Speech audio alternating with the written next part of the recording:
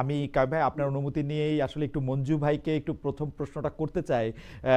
আপনি এই প্রশ্নের ব্যাপারে একটু আপনাকে একটু আমরা সঙ্গে রাখতে চাই এই কারণে যে মঞ্জু ভাইয়ের উত্তরটা শেষ হলে আপনি আশা করব যে আপনিও এই বিষয়ে একটু আলোকপাত করবেন। আমি মঞ্জু ভাই আপনার কাছে জানতে চাই যে মঞ্জু ভাই আপনি তো আহ, আহ, আপনারা একটা জোট করেছিলেন এনসিপি, রাষ্ট্র সংস্কার আন্দোলন এবং এবি পার্টি।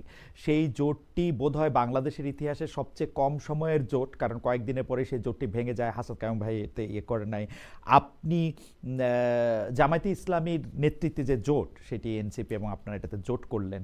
আমি আমি এটা নিয়ে, কারণ আপনি বাংলাদেশের রাজনৈতিক ইতিহাসে শুধু একজন রাজনীতিবিদও নন, আপনি একজন পর্যবেক্ষকও। সেই পর্যবেক্ষকের জায়গা থেকে আপনার কাছে আমি জানতে চাইবো যে আপনার কাছে কি সিদ্ধান্তটি ঠিকই মনে হয়েছে, তাই না? মানে এখন পর্যন্ত যে এটি একটি সঠিক সিদ্ধান্ত হয়েছে। আমি এই ব্যাপারে একটু হাসনাত কায়ুম ভাইকেও জানতে চাইবো যে কায়ুম ভাই আপনি তো গেলেন না, আপনি ওই জোটের সঙ্গেও গেলেন না, বিএনপির সাথে জোটেও গেলেন না, আপনার সিদ্ধান্তটিও আপনার কাছে সঠিক মনে হয় কিনা। কিন্তু আমরা আগে মঞ্জু ভাইকে শুনি যে মঞ্জু ভাই কি মনে করেন যে, মানে আমরা তো 10 দিন 12 দিন 1 মাস পরে সিদ্ধান্তটা একটু রিভিউ করার সুযোগ নিশ্চয়ই আপনি পাচ্ছেন। কি মনে হচ্ছে আপনার সিদ্ধান্তটা ঠিক আছে কি বেঠিক আছে? ধন্যবাদ খালেদ মহিউদ্দিন আপনাকে। কাইম ভাই আমাদের সিনিয়র পলিটিশিয়ান এবং আমাদের খুবই প্রিয় একজন মানুষ। দর্শককে শুভেচ্ছা জানাচ্ছি। প্রথম কথা হচ্ছে যে সিদ্ধান্তটা সঠিক হয়েছে বা আমরা খুব খুশি মনে নিয়েছি, বিষয়টা কিন্তু এরকম না। আমি কিন্তু এই ব্যাপারে স্পষ্ট করে বলেছিও যে আমরা যে অভিপ্রায়টা ব্যক্ত করেছিলাম বা যে অঙ্গীকারটা ব্যক্ত করেছিলাম যে আমরা একটা মধ্যবর্তী জোট আকারে একটা অবস্থান নিব।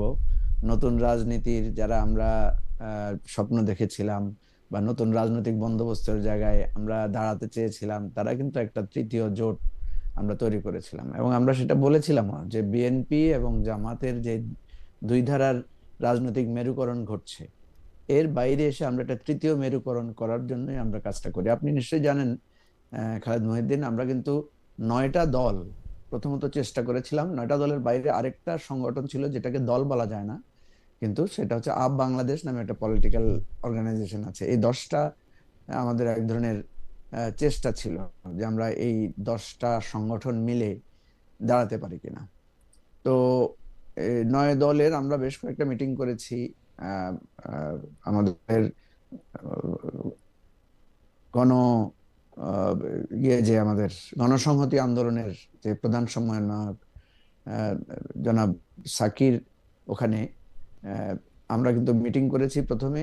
এরপরে আমরা বিচ্ছিন্ন বিক্ষিপ্তভাবে বিভিন্ন সময়ে বিভিন্ন জায়গায় বসেছি। তো আমাদের মধ্যে একটা আশা ছিল যে এই দলগুলো যদি দাঁড়ায়, বিশেষ করে আমাদের হয়তো প্রত্যেক দলেরই সাংগঠনিক শক্তির বিস্তৃতি বড় ওই সমস্ত দলগুলোর মতো না, কিন্তু আমাদের মধ্যে একটা মধ্যবর্তী রাজনীতির একটা ফেনোমেনন আমাদের মধ্যে সবার মধ্যে আছে এবং আমাদের মধ্যে একটা বোঝাপড়াও ছিল ভালো। সেই আলোকে কিন্তু আমরা কাজটা শুরু করি। পরে দেখা গেল যে আস্তে আস্তে আমরা এটা 9 দল থেকে 10 দল থেকে এটা 3টা দলে এসে আমরা একটা ঘোষণা দেই। আমরা একটা ভালো নামও তৈরি করেছিলাম, সেটা হচ্ছে গণতান্ত্রিক সংস্কার জোট নামে। তো দুর্ভাগ্যের বিষয় হচ্ছে যে আমাদের এই জোট আমরা করার পরে আমরা তারপরে কিন্তু আশাবাদী ছিলাম, বিশেষ করে গণ অধিকার পরিষদ, নুরুল হক নূর, ওনাদের জন্য আমরা কিন্তু পরপর 2 সপ্তাহ আমাদের বিভিন্ন কার্যক্রম পিছিয়েছি। আমরা মান্না ভাইয়ের সাথে বসেছি, আমরা জোনায়েদ সাকির সাথে বসেছি, আমরা জেএসডির জনাব আসম আব্দুর রবের স্ত্রী এবং জেএসডি যে সেক্রেটারি স্বপন ভাইয়ের সাথে বসেছি। আমরা বিভিন্নভাবে বসে এই আলোচনাগুলো করেছি।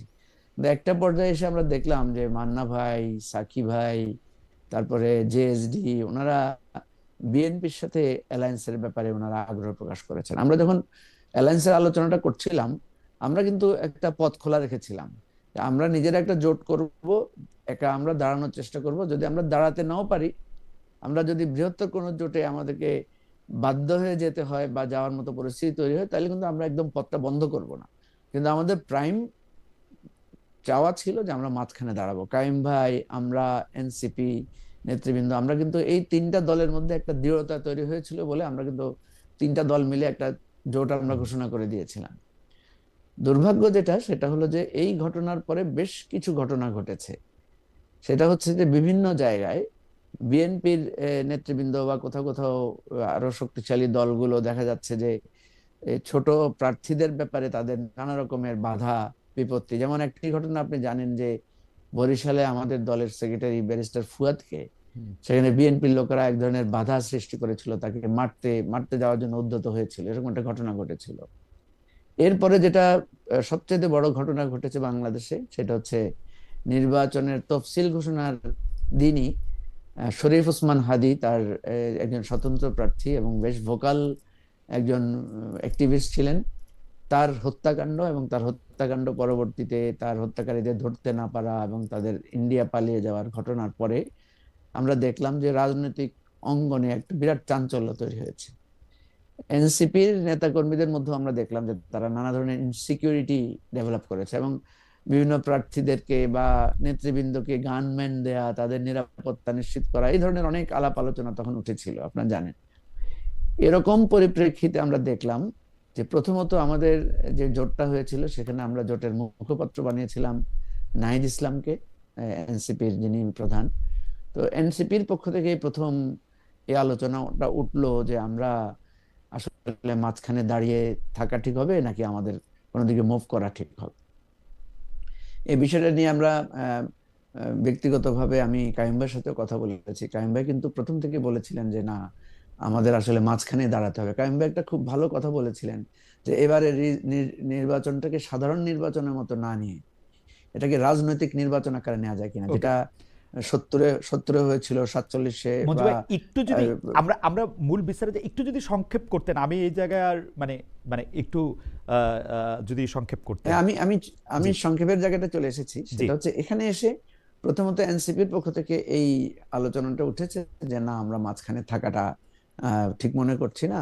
বিএনপি জামাতের এই রেসের মধ্যে আমাদেরকে কোনো না কোনো একদিকে থাকতে হবে, আদার দেন ইলেকশন যত কাছে আসছে আমরা মাঝখানে থাকলে, হুম মানে কথাটা এরকমই ছিল যে নাহিদ ইসলামের, যে আমরা সিভিল হুম সোসাইটি হয়ে যেতে হবে, আমাদের আর রাজনৈতিক দলের রূপ বা হুম পরিচয়টা থাকবে না। সেই পরিপ্রেক্ষিতে প্রথমে বিএনপির সাথে একটা ডায়লগ শুরু হয়। বিএনপির সাথে ডায়লগটা ফলপ্রসূ হয় না, পরে জামাতের সাথে ডায়লগ হয়, জামাতের সাথে ডায়লগে এনসিপি কিছুটা আশাবাদ ব্যক্ত করে। তারা মনে করে যে না, জামাত কিছুটা বেটার ফর্মে রিগার্ডিং সংস্কার এবং অন্যান্য ইস্যুতে।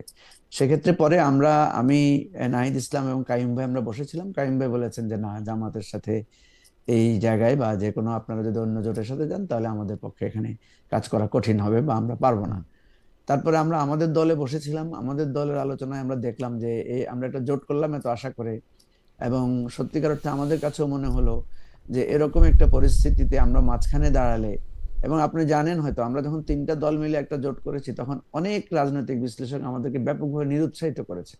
একজন রাজনৈতিক পর্যবেক্ষক তো সোশ্যাল মিডিয়াতে লিখেছে 0+0+0=0, হুম মানে আমাদের এই উদ্যোগটাকে খুবই তুচ্ছ-তাচ্ছিল্য করেছে অনেকে। হুম হুম তো এই সমস্ত পরিপ্রেক্ষিতে পরে আমরা যখন দেখলাম যে এনসিপিও আগ্রহী, আমরাও তখন সিদ্ধান্ত নিলাম যে না, ঠিক আছে, আমাদেরকে একটা বৃহত্তর জোটে আমাদেরকে থাকতে হবে বা বৃহত্তর, কিন্তু এটা আসলে জোট না। আমরা যখন দেখলাম যে আসলে আমাদের কাছে মনে হয়েছে জোট, কিন্তু এটা যেটা হয়েছে সেটা হচ্ছে একটা নির্বাচনী সমঝোতা, অর্থাৎ আচ্ছা ওয়ান বক্স পলিসির আলোকে, যে একটা ওকে আসনে সব দল মিলে একজনকে ভোট দিবে, এটাই ওকে। হচ্ছে মূল কথা আর কি। আমার মনে হয় যে মঞ্জু ভাই পরিষ্কার করেছেন। আমার কিছু প্রশ্ন আছে সেগুলো আমি পরে করব, কিন্তু হাসান কাইম ভাইয়ের কাছে একটু শুনতে চাই যে হাসান কাইম ভাই, মঞ্জু ভাই প্রেক্ষাপটটা বর্ণনা করলেন, আমরা আপনাকে দেখেছি যে মানে আপনার অবস্থাটা খুবই দৃঢ় ছিল সব সময়, যে আপনি কি ধরনের জোট করতে চান, কি ধরনের রাজনীতি করতে চান, সেটি আসলে রাষ্ট্রচিন্তার পক্ষ থেকে আমরা গত 4-5 বছর ধরে দেখছি। এই জায়গায় কি আপনার কাছে মনে হয় যে মঞ্জু ভাই যে প্রেক্ষাপটটা বর্ণনা করলেন যে আমরা আসলে একটা রাজনীতি থেকে ছিটকে যেতে পারি বড় কোনো রাজনৈতিক দলের সঙ্গে না গেলে, আপনি কেন এই কথায় কনভিন্স হলেন না কায়েম ভাই? আপনি যদি আমাদেরকে একটু বলতেন। ধন্যবাদ আপনাকে, মঞ্জুকে, এবং যারা শুনছে তাদের সবাইকে শুভেচ্ছা জানাই। মঞ্জুর কথার মধ্যে হয়তো এই তাড়াহুড়া করার কারণে কিছু জিনিসের একটু আহ ইয়ে হয়েছে, ঘাটতি আছে। আমি বাকিগুলো আলাপ করবো না, একটা দুইটা জায়গায় একটু আলাপ করে হুম আমি মূল্যায়নটা আসি। হুম প্রথমত, মঞ্জু এই উদ্যোগগুলি, নয় দল কিংবা গণতন্ত্র মঞ্চ সহ অন্যান্য এই চেষ্টাগুলি ও খুবই আন্তরিকভাবে করেছে। এটার ব্যাপারে আমাদের কারো কোনো, মানে আমাদের আমাদের বাইরে অন্যরাও জানে মঞ্জুর আন্তরিকতার প্রশ্ন। কিন্তু আমরা একটা রাজনৈতিক কারণে, তো এই আন্তরিকতাটার ব্যাপারটা একটা রাজনৈতিক কারণে এই উদ্যোগগুলি আমরা যেটা বলছিলাম, একটা হচ্ছে যে আমাদের কাছে একটা সূত্রায়ন ছিল যে এইবারই ইতিহাসে একটা ব্যত্যয় ঘটতে যাচ্ছে, সেটা হচ্ছে যে এই রকমের বড় রকমের অভ্যুত্থান কিংবা আন্দোলনের পরে নির্বাচনটা আসলে সাধারণ কেবলমাত্র ক্ষমতা বদলের নির্বাচন থাকে না, এটা একটা পলিটিক্যাল চেঞ্জেস এর কারণে মানে একটা লিগালাইজ করার ব্যাপার হয়। অভ্যুত্থানটাকে লিগালাইজ করার জন্য একটা নির্বাচন, অভ্যুত্থানের আকাঙ্ক্ষাগুলিকে আসলে লিগালি শেপ দেওয়ার জন্য নির্বাচন। এটা আমরা 70-এ দেখেছি, 69-এর অভ্যুত্থানের পরে 46-এ দেখেছি, 47-এ দেখেছি, 90-এ দেখেছি, এগুলি হচ্ছে আমাদের হিস্ট্রিতে আছে। তো আমাদের একটা মূল্যায়ন ছিল যে আমরা মিস করে যাচ্ছি, পলিটিক্স এর ক্যারেক্টারটা মিস করছি, ইলেকশনের ক্যারেক্টারটা মিস করছি, এইটা একটা মূল্যায়ন ছিল। আরেকটা ব্যাপার দাঁড়াচ্ছিল যে আমরা বিভাজনের রাজনীতির বিরুদ্ধে বলে আসতেছিলাম, কিন্তু আমরা হাসিনা এই বিভাজনের খেলাটা খেলে এটা আমরা বলতেছিলাম। এবং অভ্যুত্থানের পরে আমরা সব সময় মানে ঐকমত্য কমিশনে আমাদের দেখবেন কোনো নোট অফ ডিসেন্ট নাই, আমরা কমন মিনিমামের মধ্যে সবাইকে ঐক্যবদ্ধ করার একটা চেষ্টায় ছিলাম। আমরা সংবিধান নিয়ে কোনো তর্ক তুলি নাই, ঐক্যমত্য নিয়ে কোনো তর্ক তুলি নাই, আমরা চাইছি কতটা আসলে কাছাকাছি আনা যায়। হুম এগুলি ছিল আমাদের রাজনৈতিক বিশ্লেষণের হুম প্রেক্ষিতে পদক্ষেপ। হুম আমাদের একটা রাজনৈতিক বিশ্লেষণ ছিল এরকম যে এই ঐকমত্য কমিশনের শেষ দিকে এসে বিএনপি এবং জামাত এই দুইটা অংশ দুইভাবে আসলে ঐকমত্য কমিশনের মধ্যে যে সমস্ত ঐকমত্য হইতে পারত হুম সেগুলিতে আসলে আলাদা করে শেপ নিচ্ছে, প্রধানত জামাত প্রথম দিকে, এবং বিএনপিও আসলে তার প্রতিক্রিয়ায় তাদের ইগো দেখাইছে এবং যেগুলিতে ছাড় দিতে পারতো তারা সেটা দেয় নাই। পরবর্তীতে ঐকমত্য কমিশনের কাজটা শেষ হওয়ার পরে আমরা দেখলাম বাংলাদেশের রাজনীতিটা এমন ভাবে বিভক্ত করা হয়েছে, আপনি যদি 71-কে আপহোল্ড করেন, আপনি যদি একটা ডেমোক্রেটিক বাংলাদেশ চান, এবং আপনি যদি আসলে এই মোটামুটি একটা স্টেবল বাংলাদেশ চান, তাইলে আপনি বিএনপির দিকে যাবেন। আর আপনি যদি অভ্যুত্থানের পক্ষে থাকেন, আপনি যদি সংস্কারটাকে আসলে মানে স্ট্রংলি আপহোল্ড করতে চান, তাহলে এবং 24-এর এই চেতনাকে যদি আপহোল্ড করতে চান, তাহলে আপনি গণহত্যাকারীদের সাথে যেতে হবে। এইরকমের একটা বিভাজনের মধ্যে বাংলাদেশের মানুষকে ফেলে দেওয়া হয়েছে। সেই রকম একটা জায়গায় আমাদের কাছে মনে হয়েছিল যে ঐকমত্যের যে কথাটা আমরা বলছি, সেই জন্য আসলে একটা ন্যাশনাল ইন্টারেস্টে একটা ঐকমত্য তৈরি করার মতো একটা জায়গা থেকে কথা বলা দরকার। আমাদের দেশে রাজনৈতিক দলগুলি যেভাবে দেখে, তারা মনে করে রাজনৈতিক দলগুলির ঐকমত্য মানে জাতীয় ঐকমত্য, কিন্তু জাতির ঐকমত্য এবং রাজনৈতিক দলের ঐকমত্য যে অনেক সময় এক না, একাকার না, এইটা অনেক সময় ভুলে যায়। যে জন্য মঞ্জুরা পরবর্তীতে যে জায়গাটায় গেল, আমি এখানে একটু বলি, হুম আমরা কিন্তু প্রথম থেকে জাতীয় ঐকমত্যের জন্য একটা উদ্যোগ নিতে বলছি, যেটা neither BNP not Jamaat Islami, কারণ আমাদের কাছে এগুলি কোনো ফেনোমেনার ব্যাপার ছিল না। আমাদের কাছে তাদের সুনির্দিষ্ট যে রাজনীতি, সেই রাজনীতিটা জনগণকে বিভক্ত করে ফেলে বলে আমাদের মনে হয়েছিল, এবং আমরা মনে করছিলাম যে মাঝখানে দ্বারা আসলে জাতিকে ঐক্যবদ্ধ হওয়ার জন্য কলটা রাখতে হবে, পলিটিক্সটা করতে হবে, আজকে না হোক আগামীকালকে জাতি ঐক্যবদ্ধ হবে। কিন্তু এই কলটা যদি আমি হারায় ফেলি, আমি বিএনপির দিকে চলে যাই অথবা জামাতের দিকে চলে যাই, তাহলে এই বিভাজনের আসলে সমাপ্তি ঘটবে না। সেই জায়গা থেকে আমরা মঞ্জুদের সাথে আসলে কি বলা যায় যে আলোচনার একটা পর্যায়ে যখন মঞ্জুর আমাদের কাছে এই প্রস্তাব দেয় যে হুম আমরা এটা চেষ্টা করব, কিন্তু যদি আমরা ফেল করি তাহলে গ্রেটার একটা ঐক্য প্রথম দিকে আমরা বিএনপির সাথে করার চেষ্টা করব, পরে যদি এটা না হয় তাহলে আমরা জামাতের দিকে করার চেষ্টা করব। ওই উদ্যোগের সাথে আমরা প্রথমেই না বলে দিই, আমরা বলি যে তাইলে আপনারা দুইটা দল আগান, আমরা কিন্তু মঞ্জু পারতেছি না, আমরা যদি পারি পরে করবো। হুম ভদ্রতা করে আমি বলছিলাম যে আমরা যদি কোনো সময় কনভিন্স হই, তাহলে আপনাদেরকে আমরা ফলো করব কিংবা আপনাদের সাথে জয়েন করব। খুব মানে সরাসরি নাটা আমি ওইভাবে বলি না।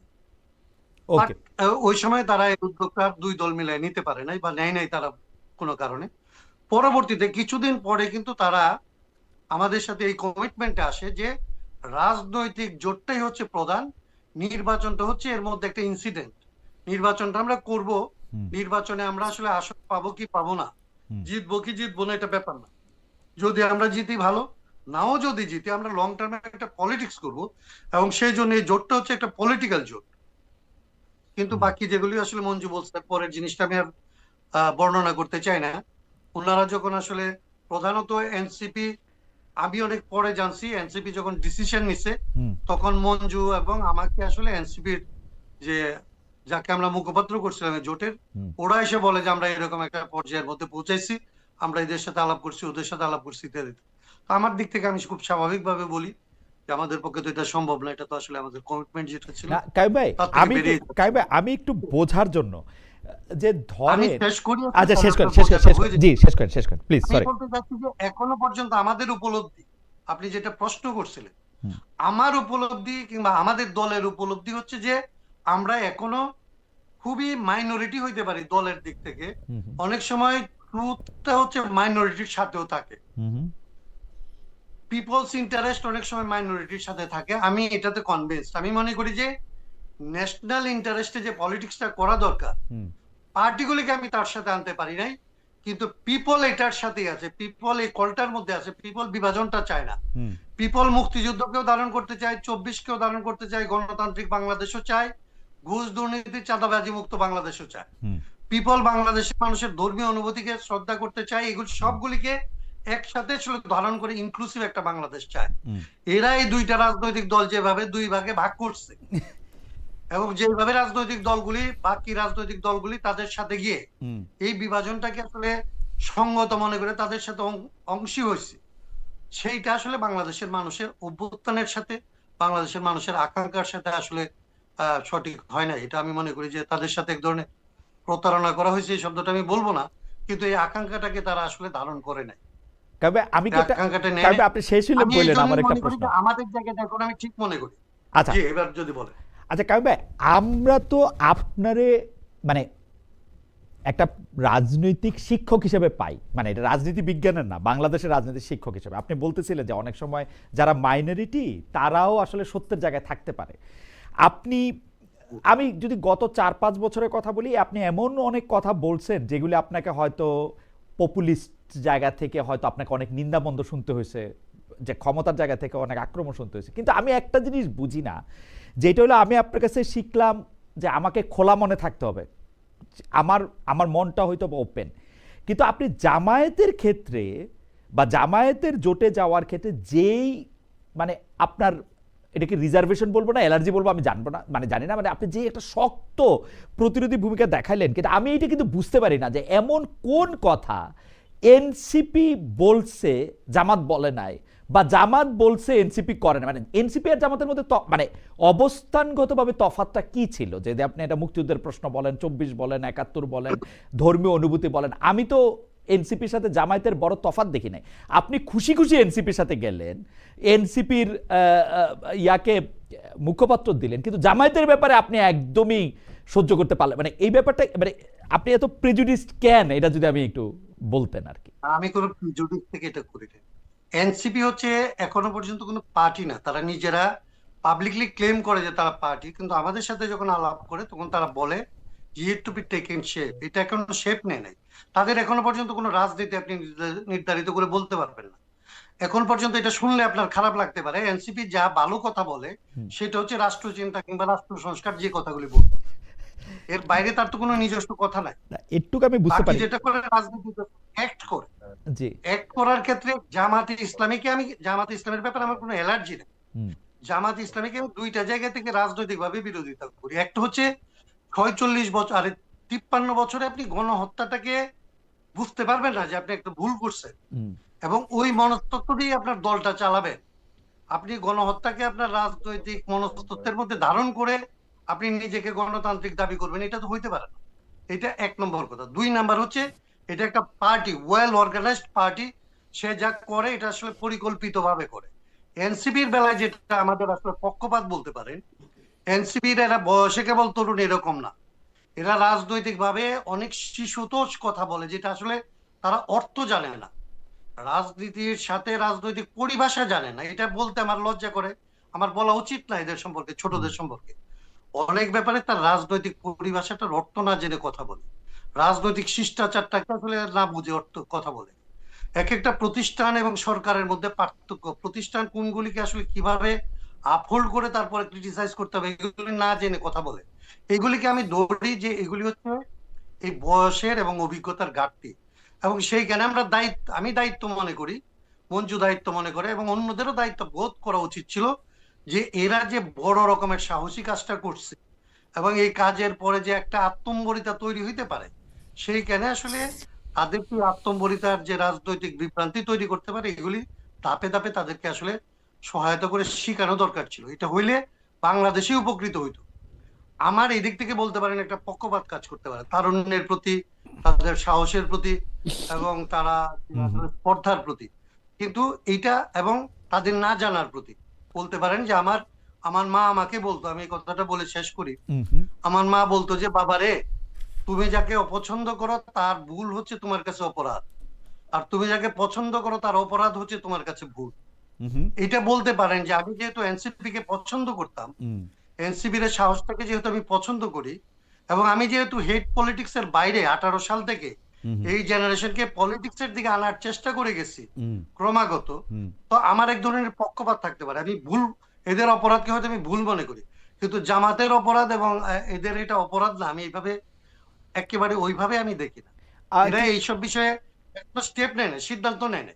কিন্তু কায়েম ভাই, আমি আপনার কাছে প্রশ্নটা করে যাই, মানে আমি একটু মঞ্জু ভাইয়ের কাছে যাব যে আপনি জামায়াতে ইসলামী প্রসঙ্গে আপনি এটা পরিষ্কার করেছেন যে আপনার আসলে কোনো ধরনের অ্যালার্জি বা কোনো ধরনের রিজার্ভেশন, প্রেজুডিস এগুলি কিছু নাই, কিন্তু 53 বছরের একটা রাজনীতি পর্যবেক্ষণ করে একটা জিনিস ভুলকে ভুল বলতে না পারা, যেটা আপনার ভাষায়, কিন্তু আমরা কিন্তু দেখছি যে জামায়াতে ইসলামী নানাভাবে সেই ভুল স্বীকার করেছে, বলতে চেয়েছে। আরও একটা জিনিস হচ্ছে কি, মানুষ কি চায়, বাংলাদেশের মানুষ কি এখন জামায়াতে ইসলামের এই ভুল, যেটাকে আপনি ভুল বলতেছেন, আমি এটা বললেও এখন মুশকিল যে আমি এটা ভুল কিনা, আপনি যেটা ভুল বলতেছেন বা যেই অবস্থানের কথা বলতেছেন ওইটা বললেও বাংলাদেশের মানুষ বলতেছে যে অতীত নিয়ে আমরা ঘাটাঘাটি করতে চাই না, আমরা সামনে দেখতে চাই, আমরা এটা করতে চাই। সেই জায়গাটার আপনি আসলে কিভাবে দেখেন, মানে ওই রাজনীতিটা, মানে আপনার কাছে কি ওইটা এনাফ মনে হয় না, নাকি আপনি মনে করেন যেই বিভাজনের কথা আপনি বলতেছিলেন সেই বিভাজনের পথে অ্যাডভোকেট হাসনাত কাইয়ুমও হাঁটতেছেন? মানে আমি ওইটা একটু আরেকটু পরিষ্কার হতে চাই। আমি আসি আপনার কাছে, আমি একটু মঞ্জু ভাইয়ের কাছে একটু যাই।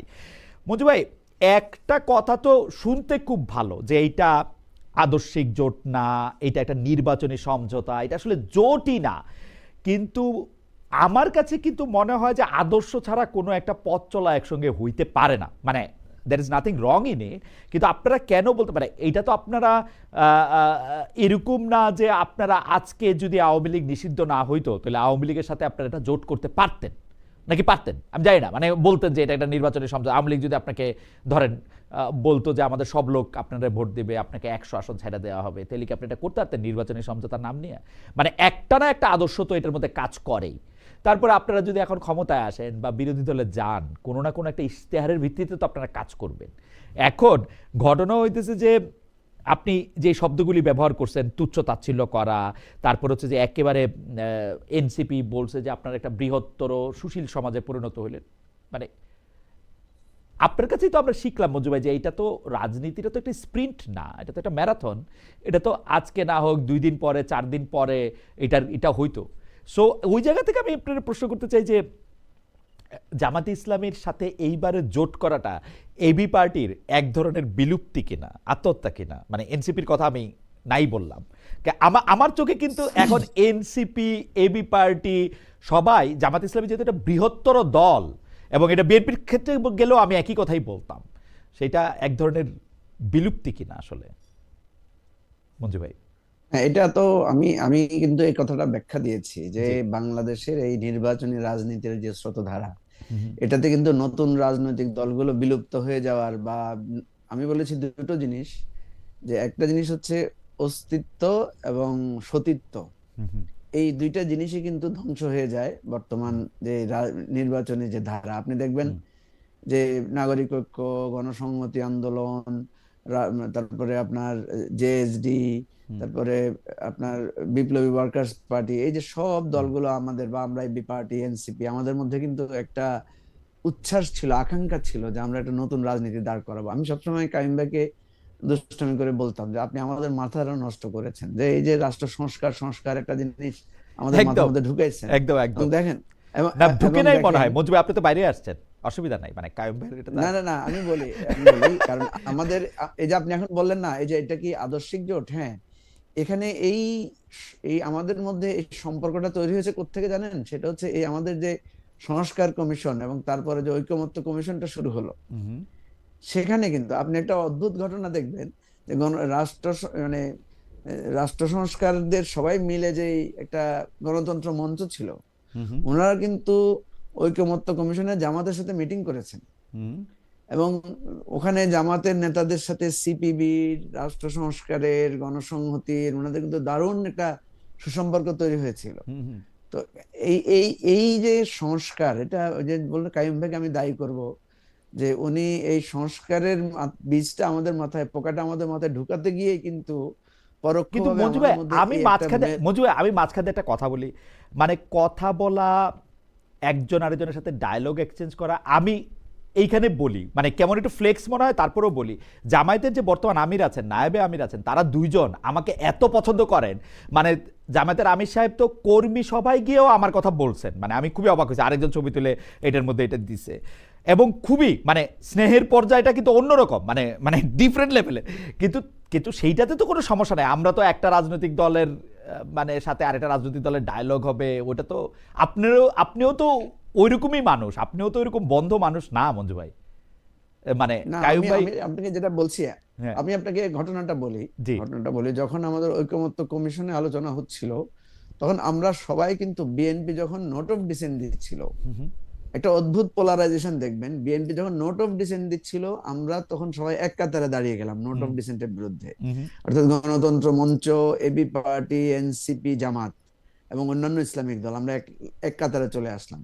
আবার জামাত যখন লোয়ার হাউসে পিয়ার হুম, এবং গণভোটটা দুই মানে আলাদা করতে চাইলো, যে হুম, গণভোট হবে আপনার এই আলাদা আর ইলেকশনটা হবে আলাদা, তখন কিন্তু আবার আমরা জামাতের সাথে ডিফার করলাম। হুম, এই যে রাষ্ট্র সংস্কার বলেন, এনসিপি বলেন, আমরা কিন্তু আলাদা ডিফার করলাম, যে না, হুম, আমরা একসাথে গণভোট, এবং বিশেষ করে পিয়ারের পক্ষে কিন্তু আমরা সবাই, কিন্তু পিয়ারটা আমরা এখনই লোয়ার হাউসে পিয়ারটার ব্যাপারে আমরা দ্বিমত করেছি। তাহলে দেখেন, জামাতের সাথে বা অন্যান্য ইসলামিক দলের সাথে, ইভেন সব আদর্শবাদী দলের মধ্যে আমাদের একটা মিল আসলো। আমরা কিন্তু বিএনপি কে এমনও হয়েছে যে একদিন এক মাস একেবারে সবাই মিলে অনুরোধ করেছে যে আপনারা নোট অফ ডিসেন্টটা গুলো সরিয়ে নেন, যেটা কাইম ভাই বললো, যে বিএনপি আর একটু উদারতার পরিচয় দিলে আমাদের সংস্কার কার্যক্রম, নির্বাচন আরো আগেই হয়ে যেতে পারতো। তো আমরা এখানে যে জায়গাটা দাঁড়াচ্ছে সেটা হচ্ছে, আমরা কিন্তু দীর্ঘদিন থেকে, কাইম ভাই কিছুটা বলেছেন, আমরা কিন্তু দীর্ঘদিন থেকে নিজেদের মধ্যে এই বিভেদ, যে একজনের সাথে আরেকজন বসবোই না, একজনের সাথে একজন কথা বলবোই না, হুম, এই জায়গাটা থেকে আমরা উঠে এসেছিলাম। হুম, এবং এই মেলবন্ধনটা তৈরি হওয়ার পরে নির্বাচনকে কেন্দ্র করে আমরা দেখলাম যে প্রথম জামাত এবং বিএনপির মধ্যে বিরোধ শুরু হলো। আমরা এই বিরোধ মেটানোর জন্য চেষ্টা করলাম, পরে এই বিরোধে এনসিপিও জড়িয়ে পড়লো। যাই হোক, মূল কথা যেটা আপনি বারবার রেফার করছেন, সেটা হচ্ছে এখানে কোনো দাড়ি কমা নাই, অত্যন্ত স্পষ্ট হুম, যে একটা নতুন রাজনীতি দাঁড় করানোর জন্য আমরা নিজেরা তৈরি হয়েছি, আমরা নিজেরা একটু অ্যালায়েন্স করার চেষ্টা করেছি। দেখেন, কাইয়ুম ভাই কিন্তু শুধু গণতান্ত্রিক সংস্কার জোট ভেঙে এসেছে তা না, উনি কিন্তু উনাদের তৈরি করা, উনি কিন্তু সেটার প্রধান সমন্বয়কারী বা হুম, মুখপাত্র ছিলেন লাস্ট হুম, গণতন্ত্র মঞ্চ, সেটা হুম, সেখান থেকেও তো উনি সরে এসেছেন। হুম, কেন সরে এসেছেন? কারণ গণতন্ত্র মঞ্চ কিন্তু শেষ পর্যন্ত বিএনপির সাথে হুম, কেউ মানে নানাভাবে তারা গিয়েছে, এটাও একটা কারণ হয়তো বা। যাই হোক, হুম, তো আমি যেটা বলছি যে আমরা এবারের যে চেষ্টাটা করেছি, এই নির্বাচন ব্যবস্থায় আমরা সেটা সফল হতে পারি নাই, বা আমাদের একটা ব্যর্থতা আছে, এতে কোনো সন্দেহ নাই। হুম, হুম, আমরা জামাতের সাথে, জামাতের যেই উদ্যোগের সাথে আমরা কেন অ্যালাইন হয়েছি, আমাদের সুস্পষ্টভাবে মনে হয়েছে যে সংস্কার ইস্যুতে হুম, বিএনপির চাইতে জামাত কিছুটা রিজনেবল, হুম, এবং এটা কাইয়ুম ভাইও স্বীকার করবেন, কারণ আমরা সংস্কার ইস্যুতে জামাতকে দেখেছি যে তারা সিরিয়াস আছেন, যে কিছু কিছু বিষয়ে তারা যথেষ্ট মানে প্রোগ্রেসিভ লাইন ধরেছেন, হুম, এবং তাদের মধ্যে আমরা যথেষ্ট প্রোগ্রেসিভ মানে প্রসেসে হাঁটার চেষ্টা আমরা দেখতে পাচ্ছি। হুম, কিন্তু দিন শেষে কথা এটা সত্য যে বিএনপি এবং জামাতের যে ওল্ড পলিটিক্স এর যে ধারা, হুম। সেই ধারা থেকে কিন্তু আমরা সরে আসতে চেয়েছিলাম।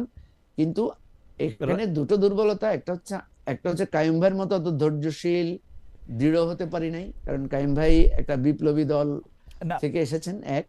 দ্বিতীয় আরেকটা কারণ বলি আমি আপনাকে, হুম, কাইয়ুম ভাইয়ের দলের হুম, নিবন্ধন না থাকাতে কাইয়ুম ভাইয়ের একটা কিন্তু সুবিধা আছে। হুম, আমাদের নিবন্ধন থাকাতে আমরা কিন্তু 202 দল মিলে আমরা প্রায় 130 জনের মতো প্রার্থীকে আমরা মনোনয়ন দিয়েছিলাম। হুম, পরে পরে এনসিপিও কিন্তু প্রায় হুম। 125 জনের একটা মনোনয়ন দিয়েছে। তো এই রাজনৈতিক ডামাডোল, তারপরে বিভক্তি, তারপরে স্রোতধারায় একটা পর্যায়ে কাছে আমাদের কাছে মনে হয়েছে যে এই নির্বাচনে যদি আমরা মাঝখানে থাকি, তাহলে আমাদের যে অবস্থানটা ছিল, সবাই মিলে থাকলে আমরা দাঁড়াতে পারতাম, ওকে, সবাই মিলে না আমার মনে আসাতে আমার মনে আমাদেরকে সরে পড়তে হয়েছে। সবাই মিলে থাকলে আপনারা দাঁড়াতে পারতেন সবাই মিলে। তো আমি প্রথম প্রশ্নটার কি একটা লাইনে একটু জবাব দিবেন মঞ্জু ভাই, যে আপনার কাছে কি মনে হয় যে এটা ঠিকই আছে ওই সময়কার এই সিদ্ধান্ত, মানে ইটস ফাইন ওইটা না ওইটা রাজনৈতিক না আমি আমি কিন্তু এই জবাব দিয়েছি অনেক আগে। না আমি এবং আপনি আপনি এক জানেন লাইনে যদি সিপি বলেন, কারণ আমাদের দর্শকরা আবার বলতেছিল যে মঞ্জু ভাই কি এটা সিদ্ধান্তটা ঠিক আছে বললেন না বলেছে, মানে দ্যার ইজ, মানে কোনো কিছু এর মধ্যে না ভুল নাই, মানে এটা ঠিক আছে এর উপলব্ধিটা সিপি যদি এক বাক্যে বলতেন আর কি।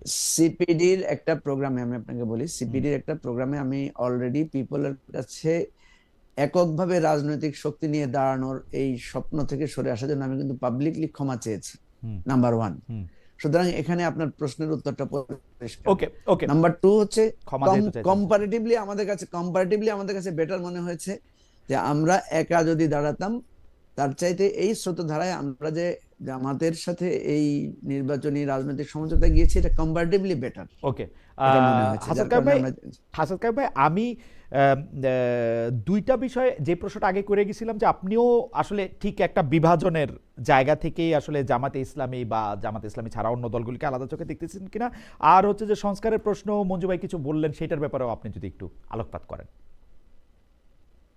না, প্রথমত যেটা ধরেন বিভাজনের ব্যাপারটাকে যে মঞ্জু যেভাবে বলতেছিল, আপনি যেটা পয়েন্ট আউট করেন, একটা হচ্ছে যে রাজনীতিটা এবং ব্যক্তিগত সম্পর্কটাকে এক করে দেখা। আমি গণতন্ত্র মঞ্চের মধ্যে এই সংকটটা ফেস করতাম। হুম অনেকেই মনে করে যে একটা রাজনৈতিক দলের নেতার সাথে সম্পর্ক রাখাই হচ্ছে দলের সাথে সম্পর্ক রাখা। হুম এবং সেখানে রাজনৈতিক প্রশ্নটাকে উজ্জ্বল করে এটা করা হয়। জামাত ইসলামের সাথে ধরেন, জামাত ইসলামীর তো ধরেন প্রশ্নটা কিভাবে আসে, অনেক সময় আসে যে খুব সংক্ষিপ্ত ভাবে এটা আলাপ করতে হয় এবং এগুলি প্রায় জাজমেন্টাল ফর্মে আলাপ হয় বলে আমরা কখনোই মানে বিস্তারিত আলাপটা করতে পারি না বলে এই জায়গাগুলিতে অস্পষ্টতা থাকে। জামাত ইসলামীর ধরেন এই যে যেটা আমি বলি যে গণহত্যার মনস্তত্ত্ব থাকলে কি হয়, আপনি দেখবেন যে এখানে র্যাব সৃষ্টি করার সময় এরা পাওয়ারে ছিল। আপনি দেখবেন যে এখানে খুনের রাজনীতিটার মধ্যে ধারাবাহিকভাবে তারা পাওয়ারের সাথে খুনটাকে, ধরেন দুই ধরনের ঘটনা ঘটছে, বামপন্থীরাই কাজ করছে কিন্তু ওরা পাওয়ারের বাইরে থেকে। আর জামাতে ইসলামী এটা সবসময় করছে রাষ্ট্র ক্ষমতাকে ব্যবহার করে। সে বাংলা বাইকেও বানাইছে রাষ্ট্র ক্ষমতাকে ব্যবহার করে, র্যাবকে বানাইছে এবং র্যাবকে ব্যবহার করছে তখন মানে এইরকম। হুম এইটা যদি থাকে আসলে আপনার জেনেটিক্যাল একটা ব্যাপার থাকে, তখন আপনার ডেমোক্রেটিক পলিটিক্সে এটা একটা প্রবলেম তৈরি করে। এটা হুম একটা। হুম হুম দুই হচ্ছে ডেমোক্রেটিক পলিটিক্স এর মধ্যে জামাত ইসলামীর এইবারের যে রোল, এই রোলটা তো ভালো, কিন্তু এই রোলের পরে তারা যে রোলটা নিচ্ছে, এই যে ধরেন ঐকমত্য কমিশনের আপনারা যেটা বললেন, মঞ্জু যেটা বললো যে আমরা সবাই মিলে কতগুলি জিনিস চাইছিলাম, এখন এই দুইটা জিনিসকে একাকার করে ফেললে খুব মুশকিল। ধরেন আমি যেটা বলি যে আপনার যুদ্ধের সময় তো আমরা কতগুলি নিয়ম দেখি যে রেড ক্রিসেন্ট ওইখানে মুভ করতে পারে, একজন আহত হইলে তাকে আসলে হাসপাতালে নেওয়া যাবে, যদিও এগুলি এখন ট্রাম্প সব উড়াই দিচ্ছে। কিন্তু যুদ্ধেরও একটা নীতি থাকে, যুদ্ধের সময় বিবাদমান পক্ষগুলি কতগুলি নীতি মেনে চলে। রাজনীতিতে তো কতগুলো জায়গা থাকবে যে আসলে আমরা রাজনীতি করব, জামাতের বিরোধিতা করব বা জামাত আমার বিরোধিতা করবে, কিন্তু আমরা আসলে এই জায়গাগুলি কোন কোন লেভেলে কি ধরনের বিরোধিতা করব, বিরোধিতার পদ্ধতি কি হয়। এইবারের রাজনৈতিক চ্যালেঞ্জটা কিন্তু ছিল এই রুলস গুলিকে আসলে তৈরি করা, সংবিধানটাকে সংস্কার করে, রাজনৈতিক আইনগুলিকে সংস্কার করে এরকম একটা জায়গা তৈরি করা যে একটা ডেমোক্রেটিক প্র্যাকটিস আমরা বাংলাদেশে করতে পারবো। এবং এই ডেমোক্রেটিক প্র্যাকটিসের একটা ল্যাবরেটরি টেস্ট ছিল আসলে ঐকমত্য কমিশন, হুম হুম যে আমরা ভিন্নমত করছি কিন্তু আমরা ওইখানে আসলে জোর জবরদস্তি করি নাই। হুম এটা শুরু করলো হচ্ছে জামাত ইসলাম। হুম ও ঐকমত্য কমিশনে থাকাকালীন সময় আসলে রাস্তায় চলে আসলো, চ্যালেঞ্জটা দিয়ে দিল। হুম কিংবা ওরা এটা করলো যেটা ওই সময়ে যখন ধরেন তারা ডাকসুতে জিতলো, হুম ঐকমত্য কমিশনে এসে তারা যে আইনটার ফর্মুলা দিল, হুম সে আইনটা হচ্ছে এরকম যে যে প্রস্তাবিত আইনটা যে হবে, হুম জাতীয় সনদ বাস্তবায়ন আইন যেটা হবে, এটাকে যদি কেউ অস্বীকার করে তাহলে এটা হচ্ছে তার শাস্তি হবে সেডিশনের শাস্তি। হুম মানে একটা ডেমোক্রেটিক প্রসেসের জন্য আলাপ করতেছেন আপনি, হুম হুম তখন আপনি একটা আনডেমোক্রেটিক একটা হুম ব্রুটাল লর কথা ভাবতেছেন, হুম এরকম আর কি। আমি বলি এটা মনস্তাত্ত্বিক একটা সংকট। হুম এইটাকে আপনার সমালোচনা করতে হবে, কারণ আপনি বাংলাদেশকে একটা জায়গায় তো আনতে হবে। এখন রাজনৈতিক সমালোচনাকে, ও আমাদের এখানে যেটা দাঁড়াইছে, রাজনৈতিক সমালোচনাটাকে একটা রাজনৈতিক বিরোধ, এবং বিরোধটা হচ্ছে তারপরে ধরেন তাকে আরেকজনকে নির্মূল করে ফেলা, এই রকমের একটা জায়গার মধ্যে দাঁড়া করানো হয়েছে। ভিন্নমত মানে হচ্ছে বিরোধিতা, বিরোধিতা মানে হচ্ছে তাকে নির্মূল করা। এই যে কালচারটা দাঁড়াইছে, আমরা ক্রমাগত এটার বাইরে আসার জন্য এক ধরনের আলোচনা করার কথা বলি। আপনি যেটাকে বলেন যে আমি বিভাজনের কথা বলছি কিনা, বা প্রকারান্তরে আমিও বিভাজন করছি কিনা, বা আমাদের দল বিভাজনের কাজটা করছে কিনা, এইটার আসলে মানদণ্ড কি? মানদণ্ড হচ্ছে আপনি যদি মনে করেন যে বাংলাদেশের মানুষ ৭১-কে ধারণ করবে কিনা, হুম, ২৪-কে ধারণ করবে কিনা, হুম, ৯০-কে ধারণ করবে কিনা, হুম, আপনি আসলে এখানে ধর্মীয় যে অনুভূতি এটাকে ধারণ করবে কিনা, ধর্মের প্রতি মানুষ আসলে সহনশীল শ্রদ্ধাশীল থাকবে কিনা, ভিন্ন মতের প্রতি আসলে শ্রদ্ধাশীল থাকবে কিনা, একটা গণতান্ত্রিক সমাজ নির্মাণের জন্য চেষ্টা করবে কিনা, নাকি এটাকে ভাগ করে আমি এখন ধরেন বিএনপির পক্ষে গেলাম, তাইলে জামাতে ইসলামী যে আসলে ২৪-কে ধারণ করে ধরে, আমি বিএনপিতে গিয়ে কি ২৪-কে খর্ব করব? অথবা আমি জামাতে ইসলামীতে গেলাম, গিয়ে কি আসলে বিএনপি যে ৭১-কে ধারণ করতে চায় এটাকে খর্ব করব? না কিন্তু কিন্তু বাংলাদেশ তো এটা চায় না। কিন্তু বাংলাদেশের মানুষ কিন্তু কাইম ভাই আমি একমুখী হইতে চায়। কিন্তু কাইম ভাই এবং আমি খালি রাজনৈতিক দলগুলো কিন্তু কাইম ভাই আপনার খালি আমি আমি একটা শেষ করি। জি জি শেষ করেন রাজনৈতিক দলগুলো যদি জনগণকে বিভাজিত করতে চায়, তাইলে আমার রাজনৈতিক দায়িত্ব হচ্ছে আসলে এই যে বিরোধিতাটা, বিভাজনটা রাজনৈতিক দলগুলি করতেছে, এই রাজনৈতিক দলগুলি যে জনগণের ঐক্যের কথা বলে আসলে জনগণকে যে তার স্বার্থের বিপক্ষে নিয়ে যাইতেছে, এই কথাটা যদি আপনি বলা বাদ দেন, তাহলে আপনার এখানে কোনো আশাই থাকবে না ঐক্যের। না কিন্তু সেদিক থেকে আমি কনভিন্স যে আমি আসলে বিভাজনের কাজটা করতেছি না, আর আমার এতটা ক্ষমতাও নাই। আমি ধরেন আমার আমার কথা বলি, যে মঞ্জু যেটা বললো, আরেকটা কথা বলে আমি কথাটা শেষ করি। জি মঞ্জু বললো না আমার নিবন্ধন না থাকায় সুবিধা হয়েছে, হ্যাঁ হয়তো হয়েছে, কিন্তু আপনি দেখেন আমরা কি করছি। বাংলাদেশে হাসিনার সরকার আমাদেরকে নিবন্ধন দেয় নাই, এবং এই সরকার যে নিবন্ধন দেয় নাই, হাইকোর্টের আদেশ থাকার পরেও আমরা এটাকে মনে করছি একটা ট্র্যাপ। আমাদের কাছে মনে হয়েছে আমরা যদি নিবন্ধনের ব্যাপারে সিরিয়াস হই, হুম, তাহলে বাংলাদেশের সমস্ত রাজনৈতিক দল এবং বুদ্ধিজীবীরা আমাদের যে নিবন্ধন পাওয়া উচিত এটার পক্ষে দাঁড়াবে, এবং এটার পক্ষে যদি আমি দাঁড়াই, তাইলে এখানকার নির্বাচন কমিশনের ভেতরে যারা আছে, আজকে যারা নির্বাচনটাকে পেছানোর জন্য নির্বাচন কমিশনে তাকে বাইরে উস্কানি দেয়, হুম, তখন তারা আসলে নির্বাচনটা পেছানোর কাজ করবে। আমরা আত্মহত্যা করছি দলীয়ভাবে, হুম, আমাদের দলের ৭৫ জন প্রার্থী ছিল, হুম, আমরা আত্মহত্যা করছি দলীয়ভাবে, যে জাতীয় স্বার্থে নির্বাচনটা, নির্বাচন কমিশনকে আমরা বিতর্কিত করতে চাই না, পাবলিকলি আনতেই চাই না এই প্রশ্নগুলি। ওকে এখন এইটা হচ্ছে আমাদের রাজনৈতিক ধারা। আপনি এটাকে ভুল বলতে পারেন, আপনি মনে করতে পারেন যে আপনি রাজনৈতিক দল কোনোদিন করতে পারবেন না, আপনি রাজনীতি করতে পারবেন না, আপনি সফল নেতা হইতে পারবেন না, মেবি। বাট আমরা মনে করি জাতির কাছে এটা আমাদের দায়িত্ব। আমি যদি রাজনীতি করি, আমার ব্যক্তি স্বার্থের চাইতে, দলীয় স্বার্থের চাইতে জাতীয় স্বার্থকে প্রাধান্য দিয়ে জাতির স্বার্থে কাজ করাটাই আমি রাজনীতি মনে করি, মানুষের স্বার্থে কাজ করাটাই রাজনীতি মনে করি। কাইম ভাই সেটা আমি ভুল বলতে পারেন আমার। কাইম ভাই আমি একটু ছোট করে আপনার কাছে জানতে চাইবো যে আপনি তো আসলে রাজনীতি করেন মানে যে আমাদের বাংলাদেশের যারা মানুষ আছে তাদের নিয়ে আপনি রাজনীতি করেন, তা বাংলাদেশের সাধারণ মানুষের নিয়ে বা বাংলাদেশের মানুষের নিয়ে আপনি যখন রাজনীতি করেন, তখন তো আপনাদের বাংলাদেশের মানুষকে রিড করার বা পড়ার কি চাইতেছে সেইটারও একটা আমি তো স্পষ্ট দেখতে পাচ্ছি যে বাংলাদেশের সাধারণ মানুষ অ্যাডভোকেট হাসনাত কাইয়ুমের কথা শুনতেছেন না। অ্যাডভোকেট হাসনাত কাইয়ুমরে হয়তো কাজে লাগাইতেছেন বিপ্লবের জন্য, অ্যাডভোকেট হাসনাত কাইয়ুমরে হয়তো কাজে বাংলাদেশের সাধারণ মানুষ হাসনাত কাইয়ুমরে শুনতে চান না। বাংলাদেশের সাধারণ মানুষ কোনো যেই কথাগুলি শুনতে চান সেই কথাগুলি শোনার লোক কিন্তু মানে বলার লোক কিন্তু আছে রাজনীতিতে। মঞ্জু ভাইয়ের কথা হয়তো এখন শুনবেন, মঞ্জু ভাই এখন ঠিক জায়গায় আসছেন, এখন জামায়াতে ইসলামী বা বিএনপির কথা হয়তো শুনবেন, এতদিন মঞ্জু ভাইয়ের কথাও কিন্তু শুনেন নাই। তো এই যে না শুনতে, এইটা কি আসলে ঠিক হইতেছে কাইয়ুম ভাই? মানে আপনি হয় আপনার পলিটিরে এডুকেট করবেন অথবা তার ভাষায় আপনি তার কথা বলবেন, আপনি একটা আলাদা একটা জায়গা নিতেছেন কিনা কাইয়ুম ভাই? না না না, আপনি আমাকে একটা ছোট মানুষকে অনেক বড় করে দেখতেছেন। আমার কি ক্ষমতা আছে? আমি যখন আসলে 2013 সালে সংবিধানের সংস্কারের কথাটা তুলি, হুম, হুম, তখন তো আমার বন্ধু বান্ধব আমাকে নিয়ে হাসাহাসি করছে, হুম, বলছে যে এই বাংলাদেশে, যে বাংলাদেশে হাইকোর্টের অ্যাডভোকেটরা সংবিধানটা ঠিক মতো হুম, তোর কথা অনুযায়ী বোঝে না, হুম, তো তুই বাংলাদেশে পলিটিক্সটা করবি হচ্ছে সংবিধানের ভিত্তিতে। আমি দেখছি কি, আমি এই জায়গায় আশাবাদী যে আমি 12 বছর 13 বছর ধরে একটা ছোট্ট গ্রুপ কি গণতান্ত্রিক সংবিধান আন্দোলন করে, তারপরে রাষ্ট্র চিন্তা করে, তারপরে জনগণের চাপে বাধ্য হয়ে রাজনৈতিক দল গঠন করার চেষ্টা করে, রাষ্ট্র সংস্কার আন্দোলন করে মঞ্জুদেরকে আমরা পাইছি না সাথে, হুম, অন্যদেরকে পাইছি না, তারা তো সংস্কারের কথাটা নিচ্ছে। হুম, তার মানে আমি এটা বিশ্বাস করি যে আমার 12 বছর লাগছিল এটা করতে। আমি এটা বিশ্বাস করি যে মঞ্জুরা, ওরা তো করার পরে 2 দিনের মধ্যে ওর উপলব্ধি হচ্ছে যে এটা আসলে ঠিক করে নাই, হুম, এবং আমি বিশ্বাস করি 2 বছরের মধ্যে বাংলাদেশের মানুষ, আমি যে জায়গাটায় দাঁড়াইছি এই রাজনৈতিক দলগুলির অনেকেই এই জায়গাটা আমি দাঁড়াইতে আমি বাধ্য হবে। কাইয়ুম ভাই, আমি শুধু প্রশ্নটা করে রাখি, মঞ্জু ভাই অনেক কিছু আমি বলার জন্য পিপলের নিশ্চয়ই কথাটা খুশ বলছি, খুশ। আমি জি পিপলের কথাটাই জি আসছি জি এটার জন্য। জি। পিপলের সাথে এখনো পর্যন্ত রাজনীতির সেতুবন্ধটা হয় রাজনৈতিক দলগুলি দিয়ে। হুম আমাদের দেশে আমরা রাজনীতি, আমি আমার সীমাবদ্ধতাটা আমি আপনাকে বলি, হুম আমরা যখন হাসিনার আমলে রাষ্ট্র সংস্কারের কথা বলছি, তখন আমাদের একটা প্রকল্পের একটা অংশ ছিল যে আমরা রাজনীতি সংস্কারের কথা বলবো, রাজনৈতিক দল সংস্কারের কথা বলবো। তো আমরা হিসাব করে দেখছি, হাসিনার আমলে যদি আমি রাজনৈতিক দল সংস্কারের কথা বলি, রাজনীতির সংস্কারের কথা বলি, তাহলে এটা আমাকে মানুষ মনে করবে, আমাদেরকে এভাবে পড়বে যে আমরা হাসিনার দালাল হিসাবে হুম রাজনৈতিক দলগুলি সমালোচনা করতেছি।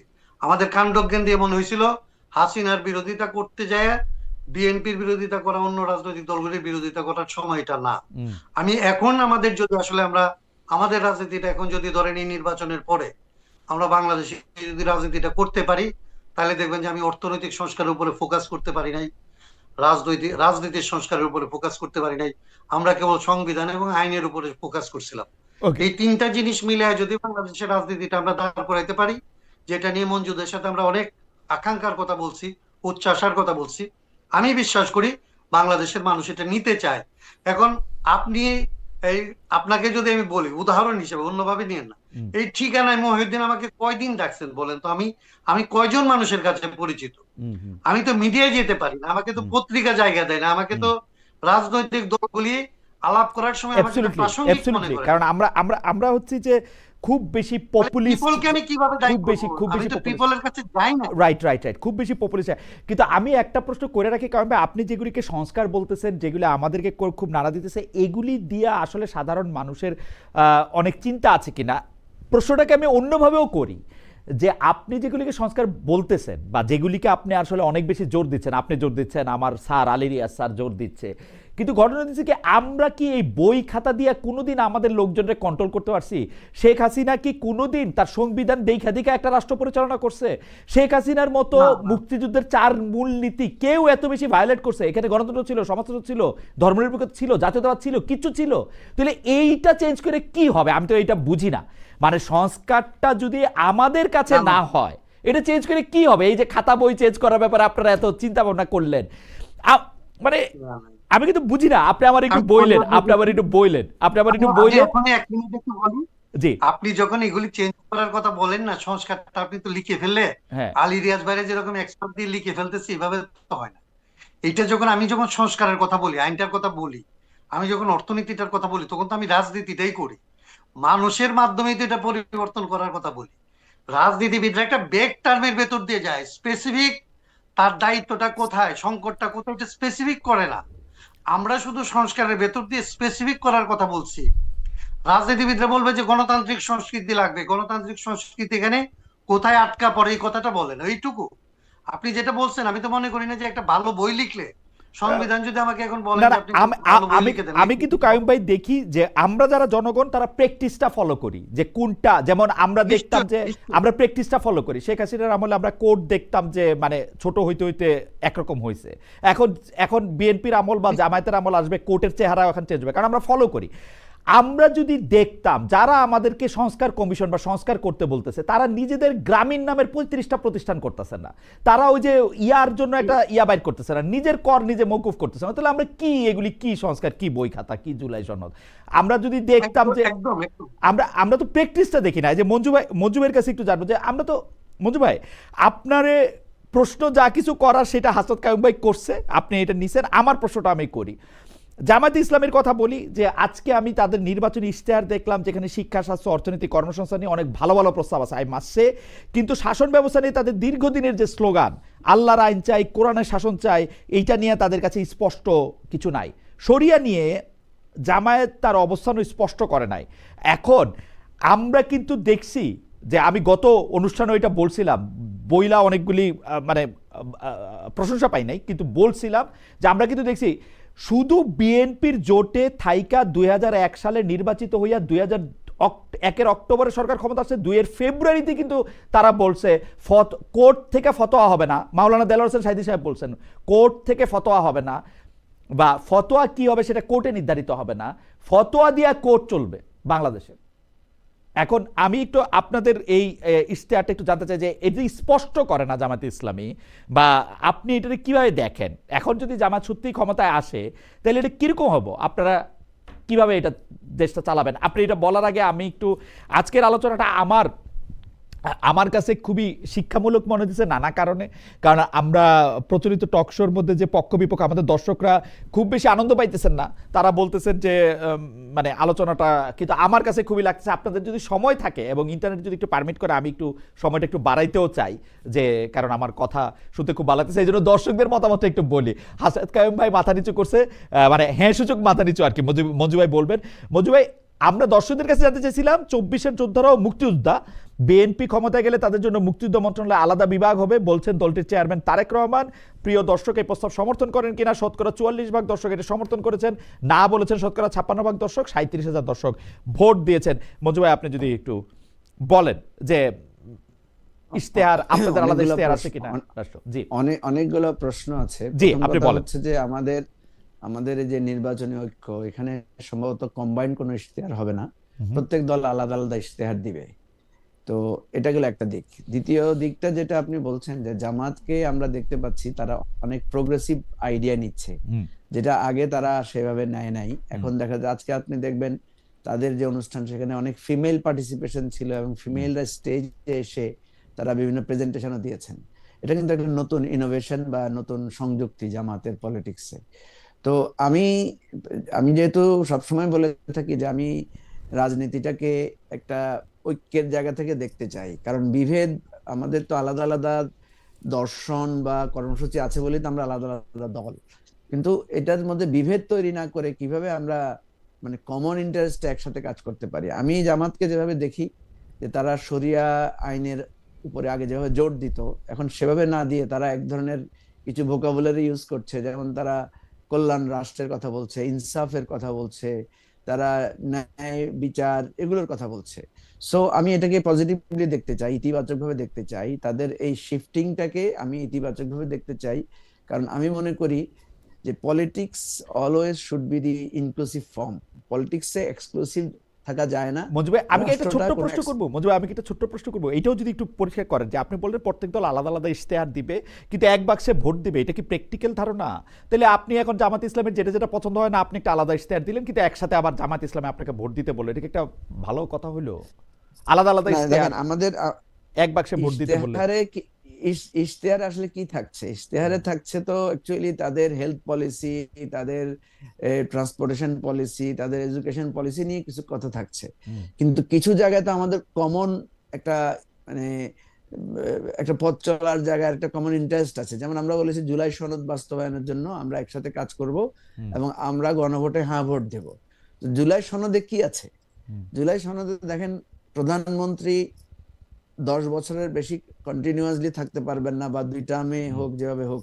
তারপরে আমরা বলেছি প্রধানমন্ত্রী রাষ্ট্রপতির ক্ষমতার ভারসাম্য। আমরা বলছি সাংবিধানিক প্রতিষ্ঠানগুলোর মধ্যে এক ধরনের জবাবদিহিতা এবং অ্যাকোমোডেশন লাগবে। তো এই অনেকগুলো, যেমন কেয়ারটেকার সরকারের কথা বলা হয়েছে সেখানে। তো এই জায়গাগুলোই হচ্ছে আমাদের ঐক্যের সূত্র। এবং আমরা গভর্নমেন্ট যখন ফর্ম করবে, আপনি দেখেন আমরা যারা খুব অল্প সংখ্যক সিটি ইলেকশন করছি, আমরা তো দলগতভাবে তো গভর্নমেন্ট ফর্ম করব না। গভর্নমেন্ট ফর্ম যারা বড় দল করবে তাদের সাথে তো আমাদের আবার যেই মতে মিলবে আমরা সেই মতের পক্ষে থাকবো, যে মতে মিলবে না আমরা সেই মতের বিরোধিতা করব। এটাই তো ব্যাপার। এমন না যে আমরা মানে জামাতের যে পলিসির সাথে আমি একমত না, আমি সেটাকে সাপোর্ট দেব। আমাকে তো সেটা, এবং জামাতের সাথে সে আলোচনা আমাদের হয়েছেও। জামাত নিজেই বলেছে যে এটা একটা নির্বাচনী সমঝোতা। আমি কিন্তু যেদিন আমাদের লাস্ট মিটিং হয়েছিল সব দলের একসাথে, আমি কিন্তু দাবি করেছিলাম যে আমাদের একবার একসাথে বসা দরকার, এবং আমার এই দাবির প্রেক্ষিতে কিন্তু বসাটা হয়েছে। এবং বসার প্রেক্ষিতে আমরা কিন্তু বলেছিলাম যে আমাদের কি একটা জোট আকারে কি আমাদের একটা ম্যানিফেস্টো বা আমাদের একটা কমন ডিক্লারেশন থাকা উচিত কিনা। ওনারা বলছেন যে না, এটা জোট না, এটা হচ্ছে একটা নির্বাচনী সমঝোতা। আমরা এক আসনে ইলেকশন করব, এবং আমাদের মূল জায়গাটা যেটা বিএনপির সাথে আমাদের, যেমন আমরা কিন্তু বিএনপির সাথে কিন্তু আমাদের জুলাই অভ্যুত্থানের সময় কিন্তু আমরা একসাথে কাজ করেছি, এবং এই যে 31 দফা বিএনপির, সেটা কিন্তু আমরা সাপোর্টও করি নীতিগতভাবে। আমার কাছে কিন্তু মনে হয় যে এই নির্বাচনী সমঝোতা কিন্তু ভালো, মানে এটা যদি হয় এরকম, আসলে প্র্যাকটিক্যালি এটা কিন্তু যদি আপনারা আসলেই ওরকমভাবে এটাকে নির্বাচনী সমঝোতা মনে করেন, এটা কিন্তু ভালো। এই নির্বাচনী সমঝোতা মনে শেষ দিকে আইসা জামায়াত আর বিএনপির মধ্যেও একটা হবে, আমি যেটা দেখতে পাচ্ছি আসলে। আপনি কি মনে করেন মঞ্জু ভাই? যে মানে আমার কাছে মনে হয় যে বাংলাদেশের ভালোর জন্যই জামায়াত আর বিএনপির মধ্যে একটা নির্বাচনী সমঝোতা আমি দেখতে পাচ্ছি। কারণ না, জামাত আর বিএনপির ভিতরে তো শুধু নির্বাচনী সমঝোতা না, লম্বা সময় ধরে তাদের মধ্যে জোটও ছিল। রাইট, আমি কিন্তু আপনার মনে সেই জন্য উপরের ফাইটটা কিন্তু আমার মনে যে উপরের ফাইট আসলে অত আই ডোন্ট নো, মানে আমার কাছে মনে হইতেছে যে জামায়াত আর বিএনপির মধ্যেও একটা না, জামাত আর বিএনপির মধ্যে তো একটা মিল আছে। দেখেন, জামাত বিএনপি কিন্তু প্রথম থেকে বলেছে যে তারা একটা জাতীয় সরকার করবে ক্ষমতায় আসলে, এবং জামাতও কিন্তু একই কথা বলেছে যে জাতীয় সরকার করবে। তার মানে যদি আমরা জামাত এবং বিএনপির বাইনারির বাইরে যদি কোনো নির্বাচনী ফলাফল ভালো হওয়ার সম্ভাবনা না দেখি, তাহলে আমরা দেখতে পাচ্ছি যে আগামী দিনে একটা ন্যাশনাল গভর্নমেন্ট পেতে যাচ্ছি আমরা। এবং সেই ন্যাশনাল গভর্নমেন্টে, যেটা কাইয়ুম ভাইয়ের সাথে আমি লিঙ্ক করছি কথাটাকে এইভাবে, কাইয়ুম ভাই সাথে আমাদের পার্থক্যটা কোথায়? আমরা কিন্তু একসাথেই পথ চলেছি। পার্থক্যটা এখানে যে কাইয়ুম ভাই অনমনীয়, আমরা কিছুটা নমনীয়। কাইয়ুম ভাই একা দাঁড়াতে পেরেছেন, আমরা মনে করছি যে আমরা দাঁড়াবো, কিন্তু লম্বা লাইনটা লম্বা, যেহেতু আমাদের বন্ধুহীন হয়ে পড়েছি আমরা। আমাদের যাদেরকে নিয়ে আমরা দাঁড়াতে চেয়েছিলাম, বন্ধুরা যেহেতু একে একে সরে গেছেন, আমরা মনে করেছি যে এই নির্বাচনী কৌশল আকারে আমরা এই ট্রেন্ডটার মধ্যে থাকি, কিন্তু আমাদের রাজনৈতিক যে পথ চলা, আমাদের যে রাজনৈতিক ভিশন, নতুন রাজনীতি দাঁড় করানোর জন্য কিন্তু আমরা হতোদ্যম হয়ে যাচ্ছি না। আমরা কিন্তু আমাদের প্রচেষ্টা, লড়াইটা আমরা চালু রাখবো। আমার কাছে যেটা মনে হয় যে আপনার কথা ঠিক, জাতীয় সরকার আমরা পাইতে যাচ্ছি এনিওয়ে, মানে জামাত নেতৃত্বাধীন জোট ক্ষমতায় আসুক আর বিএনপি নেতৃত্বাধীন ক্ষমতায় আসুক, মানে এই ইলেকশনটা মানে হচ্ছে মাঝখানের চেয়ারটায় তারেক রহমান বসবেন নাকি শফিকুর রহমান সাহেব বসবেন, এই তো। আর তো মানে এই ইলেকশনের তো আর কোনো মানে নাই। এই মানে শব্দটা নিয়ে আমাদের একজন দর্শক বলছেন, মানে শব্দটা, আমিনুল ইসলাম ওনার নাম, মানে শব্দটা বিরক্তিকর পর্যায়ে পৌঁছে যাচ্ছে। উপস্থাপক মহোদয়, কথা কিন্তু আপনিই বেশি বলে যাচ্ছেন। অতিথিদের কথা নির্বিঘ্নে শুনতে পারছে না। মঞ্জু ভাই, নির্বিঘ্নে একটু বলেন, আমরা একটু কাইয়ুম ভাইকেও শুনি, আমাদের অতিথি আপনার কথা শুনতে চাচ্ছে। কিন্তু আমার কাছে মনে হয় যে বিএনপি আর জামায়াতের মধ্যে একটা সমঝোতা হতে যাচ্ছে এবং জাতীয় সরকার একটা হবে, এইটার জায়গায় যদি একটু বলেন। না, আমি কিন্তু বিএনপি জামাতের সাথে সমঝোতার প্রস্তাব দিয়েছিলাম। এবারে ভালো হতো বিএনপি আর জামাত মিলে যদি ওনারা আগে যেভাবে নির্বাচন করেছেন সেভাবে যদি নির্বাচন করতেন, আর আমরা নতুনরা যারা সবাই মিলে আমরা একটা আলাদা দাঁড়াতাম আমরা, তাহলে কিন্তু এই নির্বাচন নিয়ে যে অনিশ্চয়তা এবং যে ঝগড়াঝাটি এবং যে বিভেদ, এটা হতো না। এখন কিন্তু নির্বাচন কিন্তু সুষ্ঠু হবে কিনা এটা নিয়ে একটা শঙ্কা মনে হয় না মঞ্জু ভাই, প্রত্যেক ইলেকশনের আগে এরকম হয়, একটুক না হইলে। আচ্ছা আপনি বলেন, জামায়াত আর বিএনপির মধ্যে সমঝোতার কথাটা যদি ওরা আগে বলে দেয়, তাহলে এটা কি এই আওয়ামী লীগের ইলেকশনের মতো আমি আর জাতীয়, এটা ভালো হইতো না। এটা ভালো হইছে, এটা নির্বাচনের উত্তেজনা আছে। এবং এই ধারণাটা ভুল খালেদ ভাই, আমি আপনাকে বলি এই ধারণাটা ভুল। বিএনপি আর জামাত যদি একসাথে নির্বাচন করতো, নির্বাচনটা নিরপেক্ষ এবং শান্তিপূর্ণ হওয়ার ক্ষেত্রে বিভেদ থাকতো না, বাধা থাকতো না। তাইলে হতো কি, নতুন রাজনীতির উত্থানটা সহজ হতো। এখন যেটা দাঁড়িয়েছে, রাজনীতিটা আবার পুরানো বাইনারি মানে দ্বন্দ্বের মধ্যে চলে গেছে। না আমি আপনার মতো তো নিরাশবাদী নয়। আমার কাছে মনে হয় যে না, এটার মধ্যে নাই। আর তাছাড়া নতুন অনেক ক্ষেত্র তৈরি হচ্ছে, আপার হাউস হচ্ছে, সেখানের মধ্যে আরো অনেক জায়গা তৈরি হবে। আমার মনে হয় যে এটা ঠিকই আছে, নির্বাচনটা ঠিক জায়গার মধ্যে যাইতেছে এবং বিএনপি এবং জামায়াতের মধ্যে এক ধরনের সমঝোতাও হইতে পারে। তবে আমি একটু হাসান কাইয়ুম ভাই আপনার কাছে আসতে চাই। হাসান কাইয়ুম ভাই, আমার প্রশ্নটা আপনার কাছে যেটা ছিল, মঞ্জু ভাই এইটা নিয়ে আপনি একটু মন্তব্য করেন তো। আমরা যেটা দেখতে পাই যে কাইয়ুম ভাই মানে কাইয়ুম ভাই বলতেছে যে কাইয়ুম ভাই অনেক ছোট জায়গা থেকে, আমি ছোট জায়গা বড় জায়গা না, মানে যারা মানে পপুলারিটি দিয়ে আমি জিনিসটা মাপতেছি না, আমি আইডিয়াল এর জায়গা থেকে বা আদর্শের জায়গা থেকে জিনিসটা মাপতেছি। দেখেন, আপনারা একটা জড় বস্তুর সংস্কার করতে চাইতেছেন, যেটা হচ্ছে সংবিধান, যেটার মধ্যে হচ্ছে অনেকগুলি ভালো ভালো কথা। ফরদ মাজার ভাই দেখলাম এত বড় লেকচার দিতেছেন যে এটার নাম সংবিধান না হইয়া কেন এটা গঠনতন্ত্র হবে না, মানে এটা সংবিধান বলাই ভুল, মানে ইত্যাকার জিনিস। কিন্তু আমি দেখছি যে এইসব বই খাতা মানুষের জীবনে কোনো কাজে লাগে না। শেখ হাসিনার জীবনে সংবিধানের কোনো ভূমিকা নাই। ও সংবিধান দেখে মানুষ গুম খুন করেন নাই, উনি কিচ্ছু দেখেই কিচ্ছু করেন নাই। উনার যেটা যে সময় মনে হয়েছে ওই সময় উনি এটা করছেন।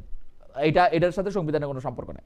বাংলাদেশের মানুষও যে বই খাতারে পাত্তা দেয় না, 90% মুসলমানের দেশে চুরি করা হারাম, ঘুষ খাওয়া হারাম, দুর্নীতি করা হারাম, এই অন্য মানুষের জমি নেওয়া হারাম, এইটার লেগে তো পুলিশ লাগে। তো তো ওইটা তো আর বই যে ঘরে আছে সেটা পবিত্র কোরআন শরীফ হোক, পবিত্র হাদিস শরীফ হোক, কোনো কিছু তো মানে না। সেই জন্য আমি বলছি বই খাতার সংস্কারের ব্যাপারে আপনারা যত সিরিয়াস হইলেন, এই সিরিয়াসনেসটা জুলাই সনদ, সংবিধান সংস্কার, মানুষের সংস্কারটা কই আসলে, মানে ওইটার ব্যাপারে আপনি কি করলেন? আরেকজন দর্শক বলছেন খালেদ ভাই কি বেশি আশা হতো বিএনপি জামাত ঐক্যের ব্যাপারে? আপনি খুব সার্কাস্টিক কথা বলছেন। আমি মানে আমার আশা হতো হওয়া দেয়া তো ভাই, আমি কেন আশা হতো হইতে যাবো, আমি জিনিসটা বুঝতে পারলাম না। ও আচ্ছা, কেন আশা হতো এটা একটা একজন বলছে, নির্বাচনে সাবেক প্রধানমন্ত্রী নাই দেখে উপস্থাপকের মন ভীষণ ক্ষুণ্ণ, খুব ভালো হইতো উনি থাকলে, তাহলে নির্বাচন ভালো হইতো।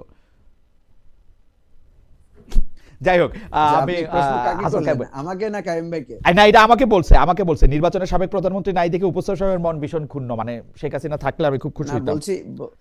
ও আমি একটু হাসাদ কায়েম ভাইকে একটু বলতে বলি যে সংস্কার যত বেশি বই খাতার তত বেশি মানুষের আসে কিনা, মানুষের সংস্কারের বিষয়ে ভাবনাটাও কিভাবে এটা হইতে পারে। এই বিষয়ে কায়েম ভাইকে কিন্তু আমরা প্রথম থেকে সমালোচনা করতাম না। কায়েম ভাই একটু বলুক, তারপরে মঞ্জু ভাই, কায়েম ভাই একটু বলুক, তারপর আপনি এর মধ্যে একটু পয়েন্ট আউট করেন। জি কায়েম ভাই। না, আমি আপনাদের এই যে প্রশ্নের যে স্পিরিট, এটার সাথে আমার কোনো পার্থক্য নাই, ভিন্নমত নাই। আপনি ধরেন একটা রাষ্ট্র তো বানাইছেন, একটা সরকার চালাবেন। এখন আপনার, আমি যেটা বলি যে ধরেন একটা আইন দিয়ে মানুষের একটা ধারণা হলো আইনের মাধ্যমে একটা ন্যায় বিচার হয়। এখন আইনটা নিজে যদি অন্যায়ের উপরে দাঁড়ানো থাকে, তাইলে আসলে এই আইনটা দিয়ে ন্যায় বিচার হবে। এই আইনটাকে উপরে ফেলা হচ্ছে, তখন ন্যায় বিচার করার জন্য একটা লাগবে। এরকম সংবিধান নিজে ধরেন একটা রাষ্ট্র পরিচালনা করে না, কিন্তু একটা রাষ্ট্রের মধ্যে অন্যায় অবিচার হইলে মানুষ, সংবিধানটা হওয়ার কথা তার আশ্রয়স্থল, সেইখানে গিয়ে তার অধিকারটার একটা জায়গা পাওয়ার কথা, এবং রাষ্ট্র তার এই অধিকারগুলিকে আসলে এনশিওর করার জন্য কতগুলি প্রতিষ্ঠান থাকার কথা।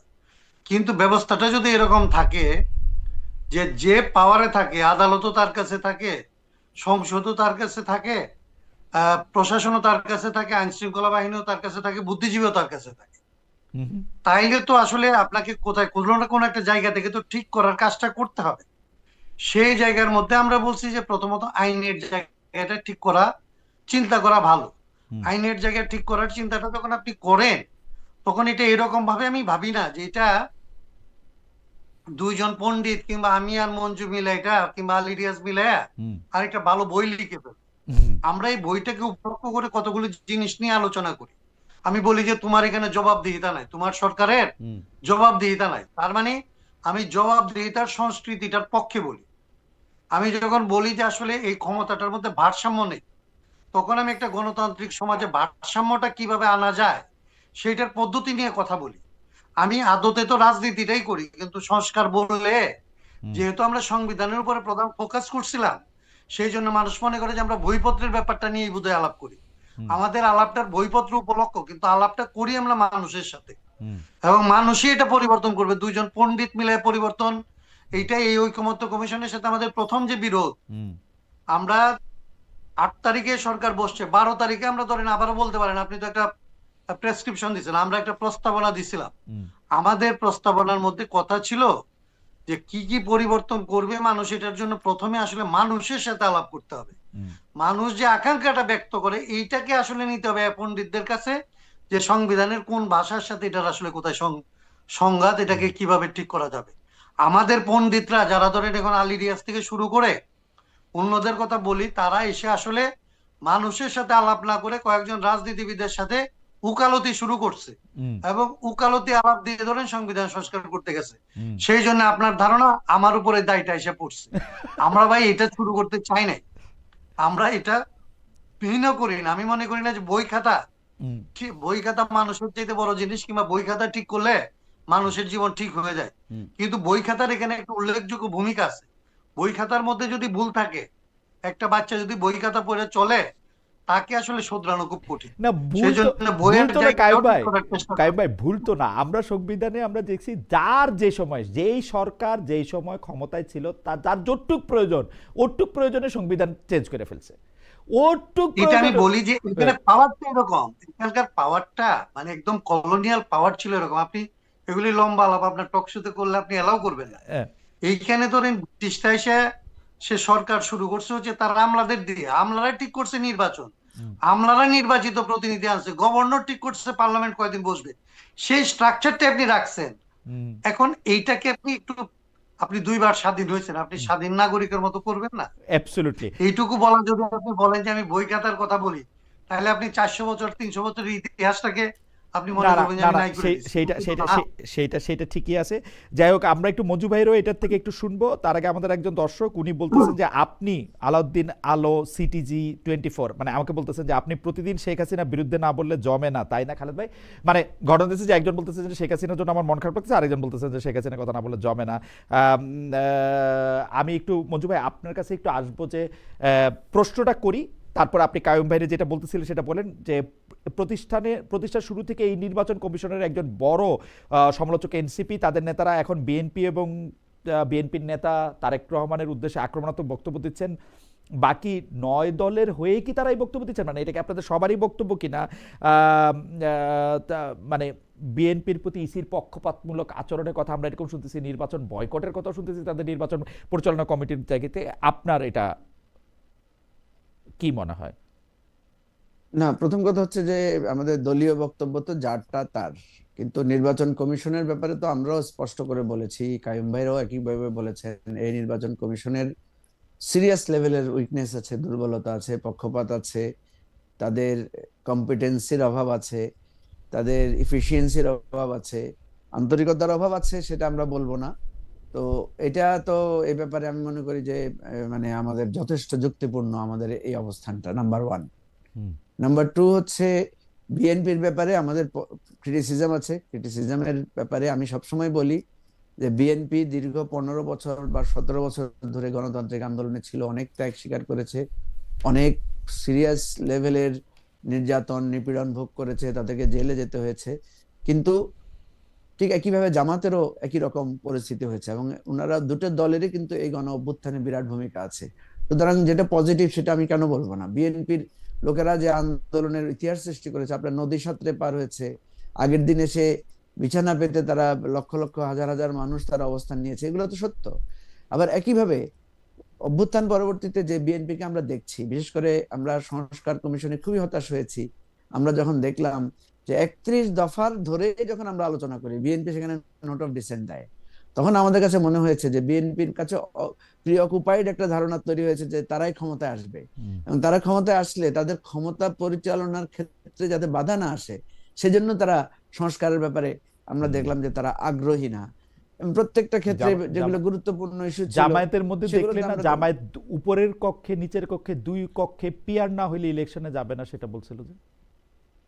হ্যাঁ, এটা আমি তো বলেছি যে জামাতের সাথে মানে এই নিচের জায়গায় তো কক্ষে আমাদের পিয়ারের প্রশ্নটা আসলো থেকে? মানে এটা তো মানে এর চেয়ে মানে কি বলবো, এর চেয়ে হাস্যকর প্রস্তাব তো আর একটা হইতে পারে না বাংলাদেশের বর্তমান না না প্রেক্ষাপটে। নিচের কক্ষে পিয়ারের কথা না যেটা না জামাত বলছিল। না না না আমি আপনাকে বলি খালেদ ভাই, হুম, এই নিম্ন কক্ষে পিআর এর ব্যাপারে কিন্তু সিপিবি ছিল pioneer, and then Jamaat and Islami আন্দোলন।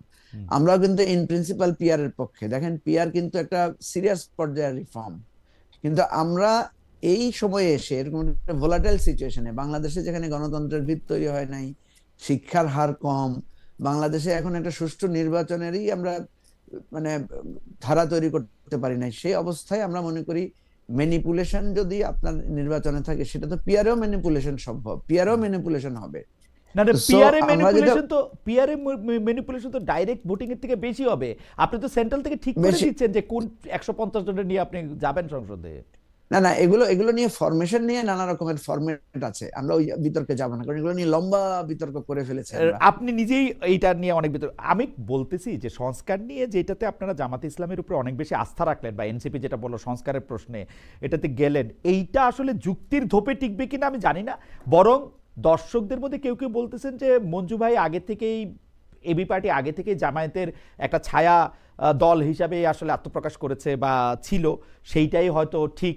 কেউ কেউ বলতেছেন যে এনসিপি শুরু থেকেই আসলে জামাত ইসলামের সাথে যাওয়ার জন্য ছিল, সেইটাই হয়তো ঠিক, আবার এর উল্টাটাও ঠিক হইতে পারে না সেটা। না, ঠিক আছে, আমি যেটা বলছি যে খালেদ মহিউদ্দিন, আমি আপনাকে বলি, হুম, আমাদেরকে আপনি একদিকে বলবেন জামাতের বি টিম, আবার জামাতের দিকে গেলে বলবেন আপনারা তো দাঁড়াইতে পারলেন না, একটা বলবেন, ঠিক আছে? না আপনি বলবেন যে আপনি জিরো, আবার বলবেন আপনি মাঝখানে দাঁড়াইতে পারলেন না কেন। সেদিন আমি যখন পাবলিকলি অ্যাপোলজি চেয়েছি যে আমরা এই যে মাঝখানে দাঁড়াতে পারলাম না, আমরা এই জন্য আমরা দুঃখিত, এবং এটার জন্য রাষ্ট্রের রাজনৈতিক কালচারের দায় অবশ্যই আছে, কিন্তু আমাদের দায়টা বেশি। ওকে, শেষে আমি জিজ্ঞেস এত করলাম যে আপনারা কি, শুনে আমি একটু কথা বলতে দেন প্লিজ, আপনি জি, কথা, দর্শকরা কিন্তু আপনার প্রতি অপছন্দনীয় হয়ে যাচ্ছে, কারণ আপনি আজকে কথা একটু বেশি বলছেন মনে হচ্ছে। আমার মনে যাই হোক, হয় আমি যেটা বলি, ঠিকই বলছেন আপনি। জি বলেন। আমি আমি যেটা বলছি যে আপনার, আমরা যখন দর্শককে জিজ্ঞেস করলাম যে আমাদেরকে কি ক্ষমা করবেন, তারা বলছেন না, ক্ষমা করবো না।